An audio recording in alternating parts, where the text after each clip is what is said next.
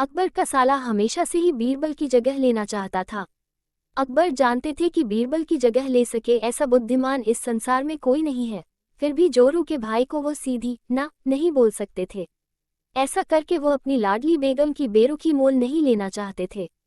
इसीलिए उन्होंने अपने साले साहब को एक कोयले से भरी बोरी दे दी और कहा कि जाओ और इसे हमारे राज्य के सबसे मक्कार और लालची सेठ दमड़ीलाल को बेचकर दिखाओ।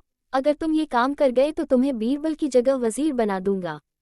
अकबर की इस अजीब शर्त को सुनकर साला तो गया, पर उसे पता था कि वो सेठ किसी की बातों में नहीं आने वाला, ऊपर से वो उल्टा उसे ही चूना लगा देगा।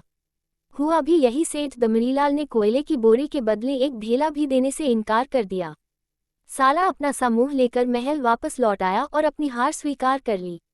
अब अकबर ने वही काम बीरबल को करने को कहा। बीरबल कुछ सोचे और फिर बोले कि सेठ दमड़ीलाल जैसे मक्कार और लालची सेठ को ये कोयले की बोरी क्या मैं सिर्फ कोयले का एक टुकड़ा ही 10,000 रुपये में बेचाऊंगा। ये बोलकर वो तुरंत वहां से रवाना हो गए। सबसे पहले उसने एक दर्जी के पास जाकर एक मखमली कुर्ता सिलवाया, हीरे मोती वाली मालाएं गले में डाली, महंगी जूती पहनी और कोयले को बारीक सुरमे जैसा पिसवा लिया। फिर उसने पिसे कोयले को एक सुरमे की छोटी चमकदार डिब्बी में भर लिया।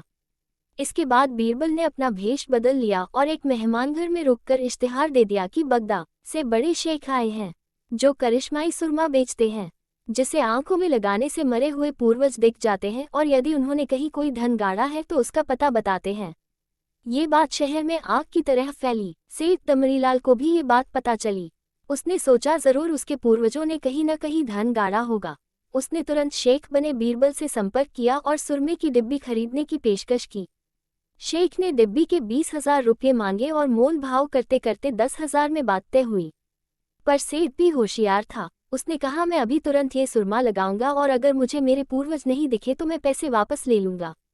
बीरबल बोला बिल्कुल आप ऐसा कर सकते हैं, चलिए शहर के चौराहे पर चलिए और वहां इसे जांच लीजिए। सुरमे का चमत्कार देखने के लिए भीड़ इकट्ठा हो गई। तब बीरबल ने ऊंची आवाज में कहा ये सेठ अभी ये चमत्कारी सुरमा लगाएंगे और अगर ये उन्हीं की औलाद है जिन्हें ये अपना माँ बाप समझते हैं तो इन्हें इनके पूर्वज दिखाई देंगे और गड़े धन के बारे में बताएंगे। लेकिन अगर आपके माँ बाप में से किसी ने भी बेईमानी की होगी और आप उनकी असल औलाद नहीं होंगे तो आपको कुछ भी नहीं दिखेगा। और ऐसा कहते ही बीरबल ने सेठ की आंखों में सुरमा लगा दिया। फिर क्या था, सिर खुजाते हुए सेठ ने आंखें खोली। अब दिखना तो कुछ था नहीं, पर सेठ करे भी तो क्या करे। अपनी इज्जत बचाने के लिए सेठ ने 10,000 बीरबल के हाथ थमा दिए और मुंह फुलाते हुए आगे बढ़ गए। बीरबल फौरन अकबर के पास पहुंचे और रुपये थमाते हुए सारी कहानी सुना दी। अकबर का साला बिना कुछ कहे अपने घर लौट गया और अकबर बीरबल एक दूसरे को देखकर मन मन मुस्काने लगे।